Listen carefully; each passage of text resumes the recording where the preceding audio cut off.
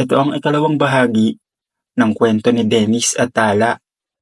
Kung hindi nyo pa napapakinggan ang unang bahagi, mas mabuting pakinggan nyo muna para mas maintindihan nyo itong ikalawang bahagi ng kwento.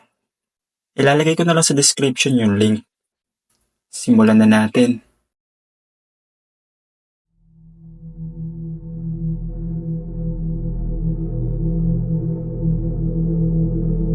Hindi ko na alam kung normal pa ba ang pamumuhay namin. Oo, tumatawa si Tala sa umaga habang naglalaba.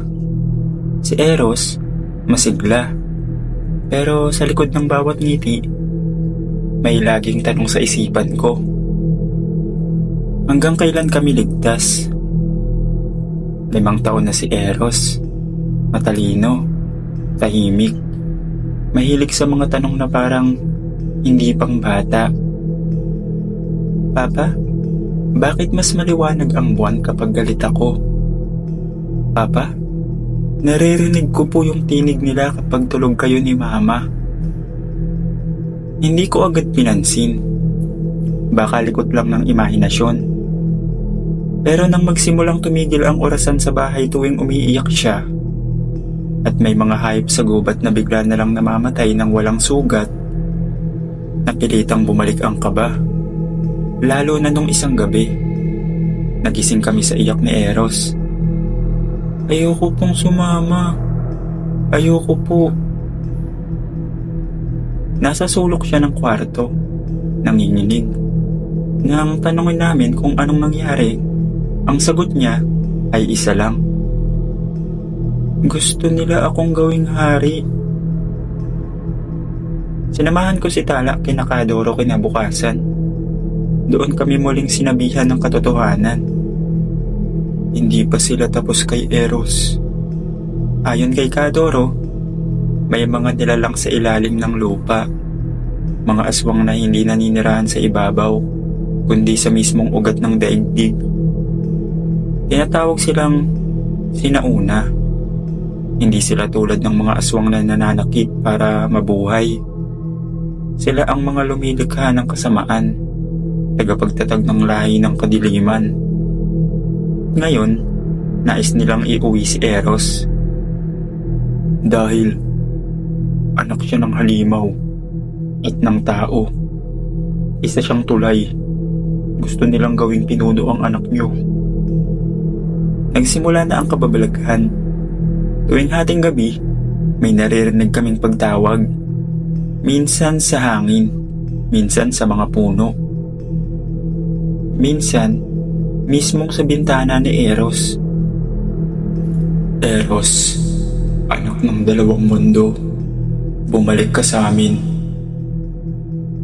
Isang gabi, habang natutulog kami, nawala si Eros. Bukas ang pinto, wala siyang saplot sa paa.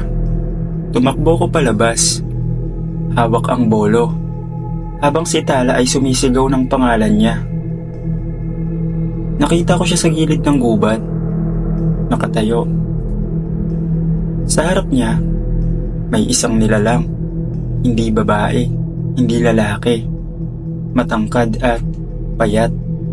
Binabalutan ng itim na balat na parang paso, may puting mata, at habang tinuturo si Eros, nagsalita ito. Bata, ikaw ang inaantay ng lahi natin. Huwag mo kaming tanggihan. Pero bago pa ito makalapit, sumigaw si Tala. May hawak na kwintas ni Kadoro at ibinato ito sa lupa. Nagliyab ang lupa, sumigaw ang nilalang at nawala sa usok. Bumalik sa akin si Eros, nanginginig. Papa, pagod na ako. Hindi ko na alam kung sino ako. Binalikan namin si Kadoro at sinabi niyang may isa na lang paraan para maprotektahan si Eros. Isara ang lagusan ng mga sinauna, isang kuweba sa ilalim ng bundok, kung saan isinilang ang lahi ng mga halimaw, ngunit may kapalit. Kailangang si Eros mismo ang magsara nito. At kung isasara niya yon, maaaring hindi na siya maging normal na tao, kailanman. Dinala namin si Eros sa bundok, kasabay ng huling buwan ng tag-ulan. May mga tinig sa paligid, tinig ng mga aswang, mga anyong hayop, babae, lalaki. Lahat pilit siyang tinatawag. Hawak ni Eros ang pendant ni Tala na dating ginagamit niya bilang pangsumpa. Pagharap niya sa lagusan, lumingon siya sa amin. Mama, Papa, salamat po sa pagtanggap kahit hindi ako buo. Pinikit niya ang mata at sa isang sigaw, sumara ang lupa. Nang bumalik siya sa amin, may nagbago. Mas tahimik na siya, mas seryoso. At sa unang pagkakataon, naramdaman ko ang kakaibang presensya sa hangin. Parang tuluyan nang nawala ang dilim. Lumipas ang taon. Normal na bata si Eros. Kunwari. Pero alam naming hindi. May mga pagkakataong nawawala siya sa gabi. May mga hayop sa baryo na parang sumusunod sa kanya. Pero walang tinig, walang halimaw. At minsan, habang naglalaro kami ng chess, bigla niyang sinabing, Papa, hindi ko sila pinatay. Inilagay ko lang sila sa likod ng isipan ko. Pero babalik sila kung tatawagin ko. Ngumiti lang siya at tinignan ang buwan.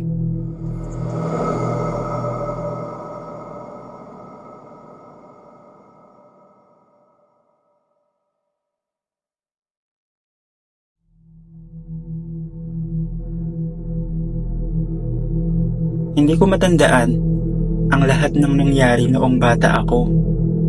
Pero alam kong may ibang gumagalaw sa loob ko. May mga gabi na nananaginip ako. Pero hindi ko alam kung gising ako o hindi. Sa panaginip, madilim ang paligid. Mabagal ang oras. Wala kang maririnig kundi alon ng lupa at bulong ng mga tinig na sinasadyang limutin. Eros, kami ang iyong ina, ang iyong ugat, ang iyong simula. Pero sa umaga, pagising ko, normal ang lahat. Kumakain kami ni Mama at Papa ng almusal. Nagtatrabaho si Papa sa hardware. Si Mama, nagtuturo sa preschool. At ako, nag-aaral na sa kolehiyo. Normal daw. Pero alam ko, hindi ako ganap na tao. Minsang pauwi ako galing school, sumakay ako ng jeep. Doon ko unang naramdaman ulit. Isang matandang babae sa dulo ng jeep, nakasuot ng belo. Hindi siya kumikibo. Pero nang tumingin ako sa kanya, nag-iba ang kulay ng mata niya. Naging kulay pula. Bigla akong nahilo, napapikit, at sa loob ng isipan ko, narinig ko siya. Oras na. Ang iyong pagkatao ay may utang. Kami magbabalik. Pagdilat ko, wala na siya. Pero dala ko ang takot. Kinagabihan, isang panaginip ang dumapo sa akin. Pero kakaiba ito. Nasa loob ako ng kuweba.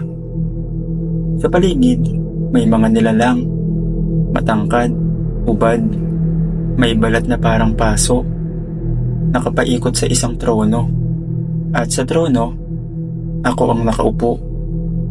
At sa harapan ko, nakaluhod si Papa. Anak, wag. Napasigaw ako. Pagmulat ko ng mata, nasa sala na ako. Basang-basa ng pawis, ubad, at may dugo sa kamay ko. Agad kong tinakpan ng tuwalya, pinunasan. Pero hindi ako sigurado kung panaginip lang ba yun o hindi. Sa sobrang kaba, bumalik ako sa bundok. Doon ko muling hinarap si Kadoro na halos bulok na sa edad. Lolo Doro, bumabalik sila. Naririnig ko sila tuwing tulog ako. Minsan kahit gising ako. Napatingin siya sa mata ko. Pinikit niya ang kanya, saka bumulong. Eros, may ginising kang mas matanda pa sa mundo. Hindi na lang ikaw ang gustong bumalik. May nilalang na gustong kunin ang trono at ikaw ang pinto. Anong ibig mong sabihin? Tanong ko. May kambal kang hindi isinilang. Mangkot akong matumba. Hindi ko alam kung biro lang ba yon. Imposible. Ako lang ang nag-iisang anak nila mama at papa. Hindi. Isa ka lang sa dalawa. Yung isa, tinanggal sa sinapupunan. Pero, hindi siya namatay. Kinuha siya ng sinauna. Pinalaki sa ilalim. Ngayon, gusto niyang ikaw ang maging sakripisyo para makalabas siya. At ano ang pangalan niya? Tanong ko. Ngumisi si Kadoro. Aaron. Pag uwi ko, hindi ako mapakali. Hindi ko masabi kay mama at papa. Hindi ko rin alam kung totoo nga ba si Aaron o isang guni-guni lang. Pero kinagabihan, muli akong nanaginip. At sa panaginip, may nakita kong isang lalaki sa tapat ko. Kasing edad ko, kasing laki ko, kasing anyo ko. Ngumiti siya. Ako ang ikaw na hindi mo kailanman naging. Ako si Aaron. At sa ikalimang gabi mula ngayon, magsasama tayo hanggang sa wakas. Pagising ko, may sugat na ako sa balikat. Hindi pa naginip yun. Pagbaba ko ng hagdan para sabihin kina mama at papa ang lahat, nakita ko silang dalawa sa sala. Nakatayo, nakatingin sa akin. At may hawak si mama na itim na lampara na may inscription ng sinauna. Eros, sabi ni Papa, nanginginig ang boses. Panahon na para sabihin sa'yo ang totoo. Hindi ikaw ang pinili naming iligtas noon.